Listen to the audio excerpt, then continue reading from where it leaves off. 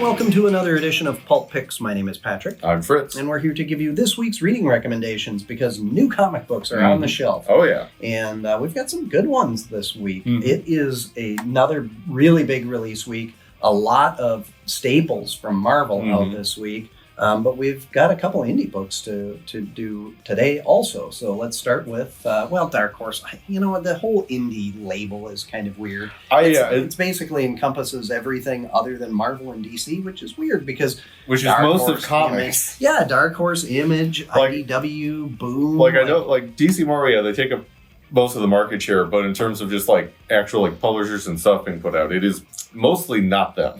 Yeah, and... a lot of the titles that we bring in are non-superhero, and DC and Marvel are almost exclusively superhero books. So, it's just kind of I don't know. But anyways, so my pick this week is Into the Unbeing, issue 1, a new series from, as Patrick said, Dark Horse by Zach Thompson. And let me make sure I've got the artist's name here right. Yeah, Hayden Sherman. Yeah, so this comic is... The short version is, if you've seen Annihilation, you kind of know what you're getting into. If you have not seen Annihilation or read the book, basically, Earth is in the kind of the near future. Things have gone significantly worse than they are now in terms of not happening. in terms of the environment falling apart and everything. Society is just on the verge of utter collapse. So it's far-fetched, is what you're saying. Yeah, sure. But this group of scientists are sent to the Australian outback to kind of monitor some local activity, and all of a sudden one day a weird mountain and valley just show up out of nowhere, just kind of just set off all these scanners, and it's just we didn't feel anything happen, but according to this there's something here now. So they go to check it out. There's weird fauna and flora showing up. There's caves that don't They don't exactly look like caves, a normal cave. They definitely look like they might be something else, something more alive. And now it's a matter of trying to figure okay, what is going on here? How did this happen? What does this mean? Is it connected at all to what we were out here for in the first place?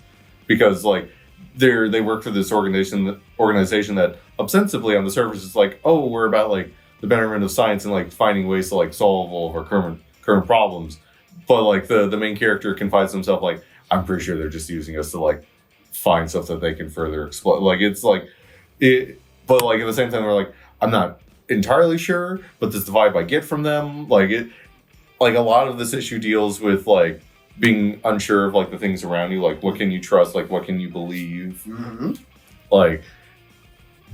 Which makes it really dangerous when it's just the four of you out there. They don't really have any way to contact civilization between the remoteness and the weather that they get. It's also then got that element of the thing where it's just you're stuck out in this place where no one can help you. You can only help yourselves. But you start turning on each other, which hasn't happened quite yet, but definitely feels like it's going to. Yeah. The horror, there's definitely some horror undertones. It hasn't quite sunk in. It's definitely going to, if you can't tell from this cover, things are probably going to get drastically worse for everyone. Yeah, the cover doesn't look real promising. Yeah. But, so now they're in this valley. They're going to go check out these caves. Surely nothing bad will come from that. You've sold me.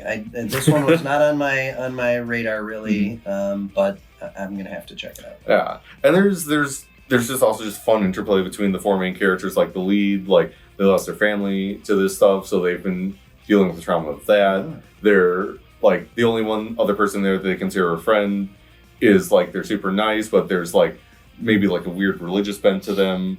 Another one is just a day drinker. Oh. And the other one, I don't know, they seem fine, definitely a bit gruff and on their own, but also maybe more aligned with the company than they know. There's there's a bunch of fun interpersonal tension that I'm sure climbing to a mysterious cave can only make better. It's a team building exercise. Right. That's what. Yeah. But no, it's a fun read. The art is gorgeous. It really sells the weirdness of the environment that they're walking into, the creatures that they run into. I'd love to describe it at one point. This thing they find is just it looks like it should still be inside of something else. It doesn't look like it should be crawling around on its own. Ah. Yeah.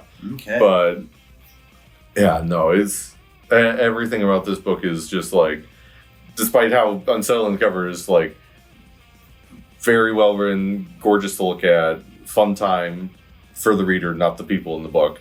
Right. But no, absolutely great. Though a book that also involves a copious amount of dread and blood and facing like the terrors of the night. Over to you, Pat. Who doesn't want to read a book with a helicarrier full of vampires? Nazi vampires. Nazi vampires, yeah. So I picked Avengers number 15. So Blood Hunt is this event that you may have heard of, is happening throughout the Marvel. New issue is out this week. Yeah, so Blood Hunt number 3 is out, and there have been a lot of crossovers. Avengers, Doctor Strange, Miles Morales. Am I hitting the main titles that are mostly tied in? Moon Knight. Oh, and Moon Knight. Yep, I knew that I was forgetting one. So Jed MacKay has got this. Vampires have blotted out the sun and are making this big push to basically just take over the world. And they started moving pieces on the chessboard before anybody knew that it was going on. Well, in the previous issue of Avengers, we find that the main Avengers team, this new core team that's had a couple volumes into their story, is their story is being told in the main Blood Hunt book. So this is kind of your reserve Avengers. Yeah, Captain America just kind of gets together whoever he can. Yeah. So we've got Cap, Herc, Hawkeye, and I'm forgetting what is it? Hazmat? Yeah, Hazmat and Hazmat. Quicksilver. And Quicksilver. Yeah, that's right. Wow, I read 2 books that I enjoyed with Quicksilver this week. By Scarlet Witch. Yeah, Scarlet Witch number 1 was excellent too. So MacKay and Vila are a really good pairing, and that's what you and I spent a lot of time talking about this morning before the video. That this book is just, it's got a lot of fun energy to it. When Cap throws his shield, it feels like it's flying across. When Hawkeye is stringing up an arrow, you can kind of feel that tension in the bowstring. But the banter and everything was really good too. And I think one of the things that Jed MacKay is writing almost all of Marvel right now, it feels like. There's so many titles. He's writing a good chunk of it, yeah. Yeah, and doing it really well. A lot of his titles are selling very well. Moon Knight has been probably one of the most successful Moon Knight runs ever, and longest. But getting the feel of a character can sometimes be the hardest part. Like, you can use their catchphrases and you can put them in situations that they're often in, but sometimes it can just not feel quite right. But I really, really like this. I really like how Cap is, managing this team. He's got a couple younger members. He's got a couple really veteran members. And he's getting the most out of everybody. And that's just Captain America, right? I really like Hawkeye in this too.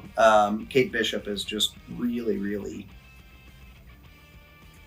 endearing. Like you're really rooting for her. You're really liking her in this book. She does have like a very like Clintus Hawkeye, this kind of like everyman quality to her, which is funny because she does also like make the joke about like how like, oh, I was raised as a rich socialite. So like, but like, I don't know, she just like, at least compared to most other superheroes, like gets normal people better than a lot of them. For sure. And so we were talking about how both Blood Hunt and this book have a big speech that's supposed to motivate people.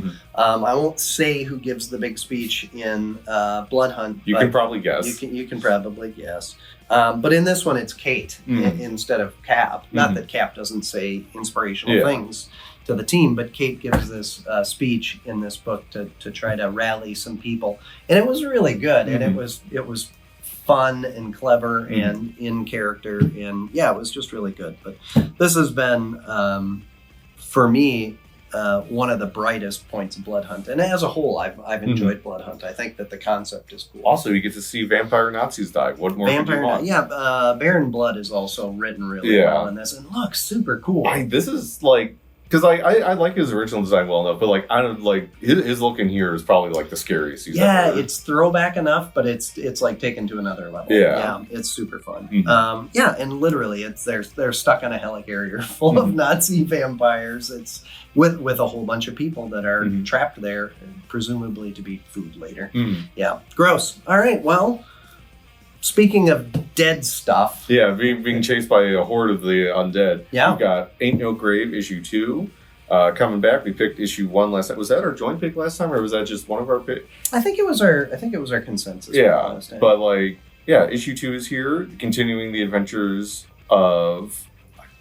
What was her name again? I do feel bad forgetting that. Yeah, I guess I don't even know. Actually, have they? I'm not sure. They just kind of refer to her. Oh, as it's like, Ryder. Yeah, it's just Ryder. Oh, Ryder. I thought there was like more. So like, but point being, so she's basically this like famous outlaw that tried to like retire, have a normal life with her husband and kid. Found out that she's dying, and is just like, well, I don't want to, so I'm just going to go kill Death. Yeah, I'm not going to leave my husband and kid behind on their own. So bring it on, Death. Yeah, I'm coming to get you. Yeah, which is fun because it gets pointed out in this issue. It's just like, well, you didn't want to leave them behind. That's kind of what you just did going to do this, though. Yeah. Which is I love when the author is able to, point at their own plot holes and say, I get it. Like, Yeah, and so this issue, like, I forget if we brought up when we talked about the first issue that each issue looks like it's about the like 5 stages. So like this issue, the 5 stages of grief. Yeah. So this issue is anger, and she, as you can't tell from this cover, spends a lot of it being very angry and killing a lot of. To be fair, we're presuming they're undead. I think they're undead. They seem to be. So the idea is kind of like in the last issue, she needed a coin to get into basically like the Wild West version of. It's kind of like a purgatory almost. Yeah. So now in this one, she's figuring out that she's basically got to go to the river Styx. Yeah, kind of thing. So she's going deeper and deeper and deeper into, through the veils of getting to the underworld where the dead are. So yeah, this seems like it's kind of a Wild West town inhabited by people that are mostly dead. Yeah, like there's that like kind of like sheriff dude she runs into at first, who's like real like lanky and just like looks like that kind of thing that you'd like be afraid to wake up in the middle of the night and see like standing in your corner staring at you like, hello. Yeah, and shout out to Jorge Corona on this book. The art is just super cool. Oh, like there's like a rooftop chase scene, a couple actual rooftop chase scenes now I think about it, that they're absolutely gorgeous. Let me double check who the colors is on here, because they also just like really knock it out of the park. Yeah. Jean-Francis, I know it's French, I'm not good at that. Jean-Francis Boulier? Jean-Francois Boulier. Yeah. Yeah. But yeah, point being the coloring, because like if you can tell from the covers, there's like a lot of blacks and reds, and like, but it never feels like it's like too much. Like they definitely kind of like set the tone for the area, but like there's a bunch of like these like sickly greens and just like everything just kind of has this like decrepit like rotting feel to it. Like, well, and like the way that the artists all together between the penciler, the inker, and the colorist are able to create this sense of volume and mass. Like Ryder's hair just feels like a big bushily shock of white hair. It's got such volume and mass to it. It just really feels cool. And like the city just feels like it's almost never ending at points. Like there's the weight of everything and how well it's done. It's super cool, and you get that right from the cover. That's what I love the covers on these books so far. They've been so cool. And again, speaking of Corona, I think we also talked about this last time. The fact that like both this and Transformers, both times have come out the same week, and both have just like some of the best looking art you're going to see, and so detailed. Is like it's insane that they're able to accomplish this on 2 books coming out like that. It's like I don't know how they find the time to be able to be this good at it. Like it's wild. Crazy. Yeah. Well, what did you think for your backup picks? Well, speaking of Transformers, obviously continues to be fantastic. Almost made it up here. Might be the darkest issue of this run so far. That's saying something. Yeah, like this is very much a kind of an all is lost moment. Like no one, like no one's really getting out of this. Anybody, yeah, like but there's also like a bunch of like really interesting character stuff. Like I really like that they've kind of dug into like like a lot of the Decepticons, like they're not good guys by any stretch of the means, but they're this like a lot of them have this weird camaraderie with each other. This like this sense of honor that like yeah, they don't like care about humans and will kill them, but like they also like can respect aspects about them. Like, yeah, they're not actively going out of their way to do it because they enjoy it. It's yeah, I just- mean, some of them do, but others Some of are them like, absolutely. you are brave. I'm sad what's going to happen to you now, kind of thing. the whole Like, Astro Train thing, and it just looks cool. Yeah. Astro Train looks so cool. Yeah. in this. but no, like that's an easy pick for me. What about you? Yeah, that was definitely one of them. Deadpool, again, for Mhm. me, it's such a good creative team. I really enjoyed that book. And I think I mentioned earlier Scarlet Witch, I really enjoyed as Mhm. well. So, yeah, there's a bunch of good stuff. Like we said, it's a massive Marvel yeah. week this week. Allison had a hard time getting all the books onto the shelf. So yeah, it goes down to shelf number 4 with individual periodical issues. So, well, get in here yourself, check out the books. Be sure to like, follow, subscribe, leave comments, all of that good stuff. We'll be back next week because there will be a whole bunch of books. I've still got a bunch of reading in front of me. I've got a number of issues that I didn't make it to. I think I was in the double digits reading before we even did the video. So it's just crazy. But thank you again for joining us, and we'll be back. Until then, enjoy the reading.